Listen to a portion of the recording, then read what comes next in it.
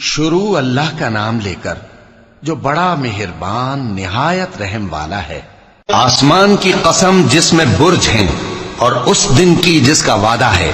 اور حاضر ہونے والے کی اور اس کی جس کے پاس حاضر ہوتے ہیں، کہ خندقوں والے ہلاک کر دیے گئے، یعنی آگ کی خندقیں جس میں ایندھن جھونک رکھا تھا،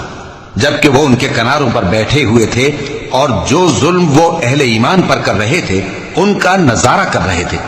اور ان کو مومنوں کی یہی بات بری لگتی تھی کہ وہ اللہ پر ایمان لائے تھے جو غالب ہے، سب خوبیوں والا ہے، جس کی آسمانوں اور زمین میں بادشاہی ہے، اور اللہ ہر چیز سے واقف ہے۔ جن لوگوں نے مومن مردوں اور مومن عورتوں کو تکلیفیں دیں اور توبہ نہ کی، ان کو دوزخ کا اور عذاب بھی ہوگا اور جلنے کا عذاب بھی، اور جو لوگ ایمان لائے اور نیک کام کرتے رہے ان کے لیے باغات ہیں جن کے نیچے نہریں بہ رہی ہیں، یہی بڑی کامیابی ہے۔ بے شک تمہارے پروردگار کی پکڑ بہت سخت ہے، وہی پہلی دفعہ پیدا کرتا ہے اور وہی دوبارہ زندہ کرے گا، اور وہ بخشنے والا ہے، بہت محبت کرنے والا ہے، عرش کا مالک، بڑی شان والا، جو چاہتا ہے سو کر ڈالتا ہے۔ بھلا تم کو لشکروں کا حال معلوم ہوا ہے، یعنی فرعون اور سمود کا؟